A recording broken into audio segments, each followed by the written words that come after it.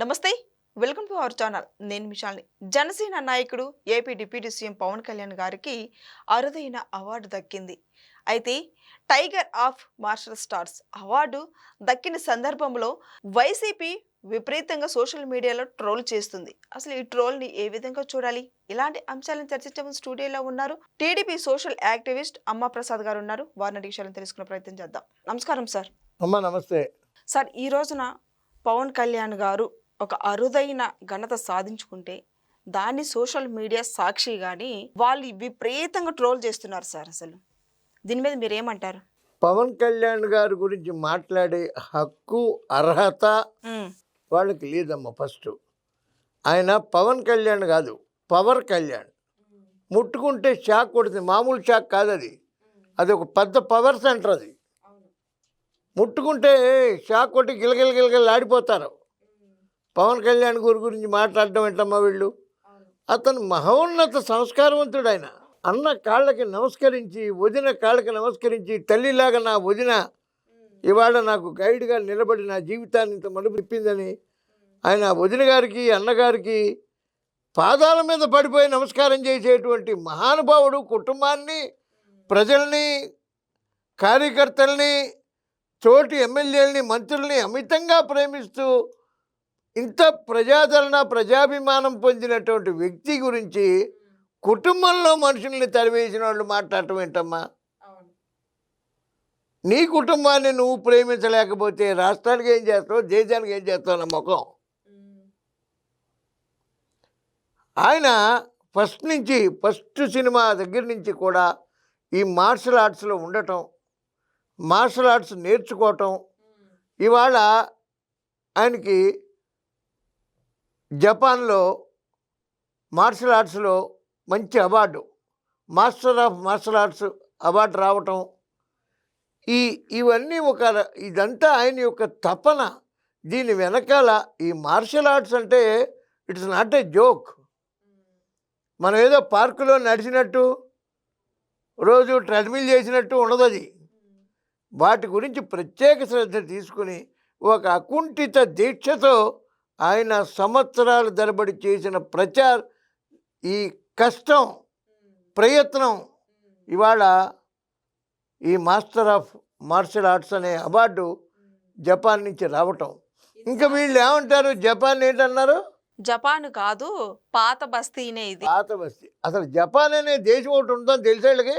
అదే సాక్షి పత్రిక వాళ్ళు రాస్తుంది. అది అసలు వాళ్ళకి తెలియదేమో. అది ఏం దాని ఆత్మసాక్షి లేని సాక్షి. అది ఆత్మ సాక్షాత్కారం, ఆత్మసాక్షి లేని సాక్షి. అదో దుస్సాక్షి. సాక్షి ఏంటమ్మా? నా ముఖం సాక్షి. ఎవడు చదువుతాడు? పొట్లాలు కట్టుకునే వాళ్ళు కొనుక్కునే పేపర్ అది. అది ఎవడో పేపర్ చదవడు ఎవడను. వాళ్ళు ఏందమ్మా మాట్లాడేది? వాడికి పాత బస్తీకి జపాన్కి కూడా తేడా తెలీదా? అంటే పాత బస్తీలో అవార్డు తీసుకుని జపాన్లో అవార్డు తీసుకున్నట్టు ప్రకటించుకుంటారు ఎవరైనా? అంత తేడా ఉంటుంది ఎక్కడన్నా? వాళ్ళకి ఏం తెలుసమ్మా? తెలియనటువంటి ఇలాంటి సాక్షి పొట్లాల పేపర్ల గురించి మనం మాట్లాడుకోక్కర్లేదు. అది ఇంటర్నేషనల్ అవార్డు అమ్మా. అది ఎక్కడో మనకి గల్లీలోనూ బల్లీలోనూ ఇక్కడ ఏదో స్టేడియంలో ఇచ్చే అవార్డు కాదు అది. ఆయన ఫస్ట్ సినిమాలోనే మార్షల్ ఆర్ట్స్ ప్రదర్శించారు. ఆయనకి ఇష్టం, అకుంఠిత దీక్షతో నేర్చుకున్నాడు. ఆయన మహానుభావుడు.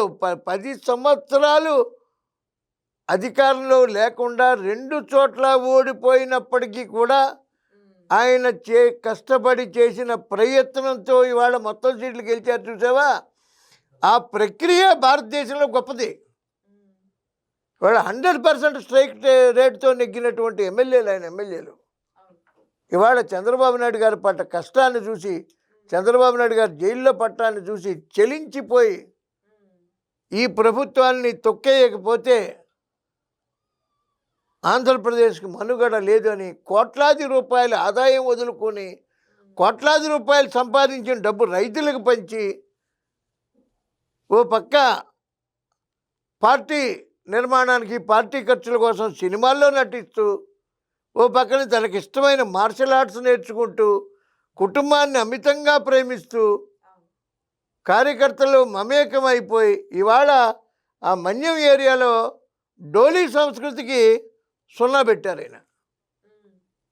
మనం ఇంత పెరిగిన తర్వాత 75 ఏళ్ల స్వతంత్ర భారతావనిలో ఒక గర్భిణీ స్త్రీనో రోగం వచ్చిన వాడినో కర్రలకు కట్టుకుని మోసుకెళ్ళటం అనే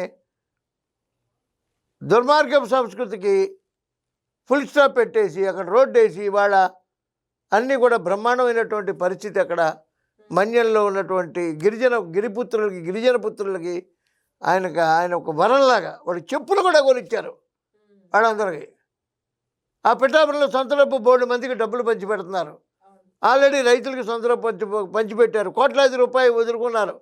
ఈ అవినీతి పనులు రోడ్డు మీద సారా వ్యాపారాలు చేసి గూగుల్ పేలు ఫోన్ పేలు లేకుండా వ్యాపారాలు చేసినాడు మాట్లాడటం ఆయన గురించి. పవన్ కళ్యాణ్ గారి గురించి మాట్లాడటం అంటే వీళ్ళు చిచ్చి దాని గురించి మాట్లాడటానికి కూడా చాలా అసహ్యంగా ఉంది. వినటమే అసలు దరిద్రం. అది వైసీపీ వాళ్ళు రాజకీయాలకి పనికిరారు, మూవీస్కే కరెక్ట్ అని వైసీపీ వాళ్ళు ట్రోల్ చేస్తున్నారు సార్. దీన్ని ఏ విధంగా చూడాలి? ఎవరు మూవీస్ కరెక్టు? ఎంజి రామచంద్రన్ గారు మూవీస్ చేసే ముఖ్యమంత్రి అయ్యారు, ఎన్టీ రామారావు గారు మూవీస్ చేసే ముఖ్యమంత్రి అయ్యారు. అసలు మూవీస్ చేస్తే మూవీస్లో రకరకాల పాత్రలు వేయటం ద్వారా జనజీవనం గురించి బాగా తెలుస్తుంది వాళ్ళకి. వీళ్ళకేం తెలిసాడు మగం? వీళ్ళకి దోచుకోవడం తెలుసు.